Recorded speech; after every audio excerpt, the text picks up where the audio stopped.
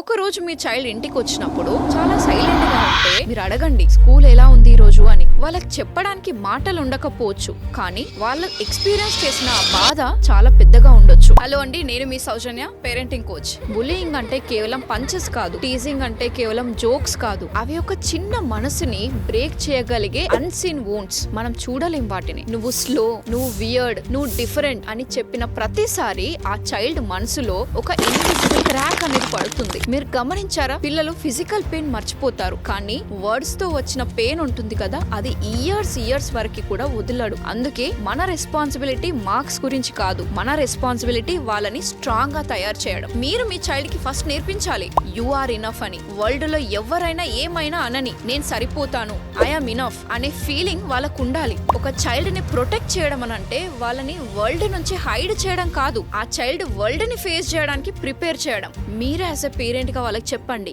ఎవరైనా నిన్ను హర్ట్ చేస్తే సైలెంట్ గా సఫర్ అవ్వకూడదు అని. వాళ్ళ వాయిస్ యూజ్ చేయడం అని అంటే వీక్నెస్ కాదు, హెల్ప్ అడగడం అనేది షేమ్ కాదు. మీరు వాళ్ళకి ఇలాంటివి ప్రాక్టీస్ చేయించండి. ఎలా అంటే మిర్రర్ ముందు నిలబడండి, stop it, I don't like this అని కాన్ఫిడెంట్ గా చెప్పడం. ఆ స్మాల్ సెంటెన్స్ వాళ్ళకి ఒక షీల్డ్ లాగా పనిచేస్తుంది. కానీ ఇంకా ఇంపార్టెంట్ ఏంటో తెలుసా? మీరు వాళ్ళకి లిజనింగ్ స్పేస్ ఇవ్వాలి. వాళ్ళు ఏదైనా చెప్పడానికి వచ్చినప్పుడు జడ్జిమెంట్ లేకుండా వినండి. ఫస్ట్ వాళ్ళని బ్లేమ్ చేయకండి, నువ్వెప్పుడు ఇంతే అని, నువ్వే ఏదో చేసుంటావని అడగకండి. ఎందుకంటే బుల్లింగ్ ఎక్స్పీరియన్స్ చేసిన చైల్డ్ కి కావాల్సింది సొల్యూషన్ కాదు, మీరు యాజ్ ఎ పేరెంట్స్ గా వాళ్ళని అర్థం చేసుకోవడం. బేటా, నీ పెయిన్ నాకు అర్థమవుతుంది, నేను వింటున్నాను, నేనున్నాను నీ కోసం అని ఆ మాటలు వాళ్ళకి కరేజ్ నిస్తాయి. ఇంకా వాళ్ళకి నేర్పించండి, బేటా ఎవరైనా హర్ట్ చేయడం పవర్ఫుల్ కాదు, కానీ కైండ్ గా ఉండడం మాత్రం రియల్ స్ట్రెంగ్త్ అని. ఎందుకంటే ఈ రోజు విక్టిమ్ అయిన చైల్డ్ రేపటి బుల్లి కూడా అవ్వచ్చు కదా. అది ఎప్పుడు అవుతుంది? If we don't guide them right వే.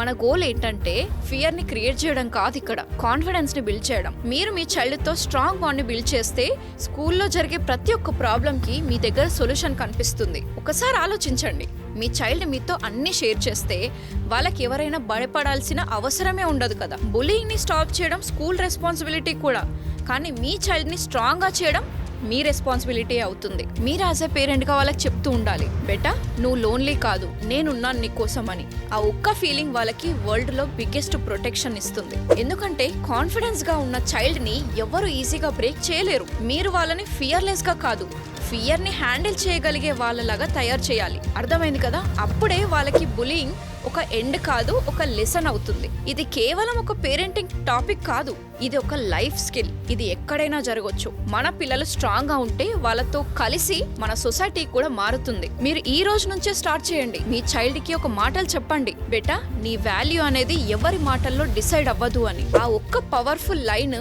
వాళ్ళకి లైఫ్ లో ఎప్పటికీ మర్చిపోని ఒక పిల్లర్ లా నిలుస్తుంది. అర్థమైంది కదా? సో మరి ఇలాంటి వీడియో ఎవరికి షేర్ చేయాలో తెలుసు కదా.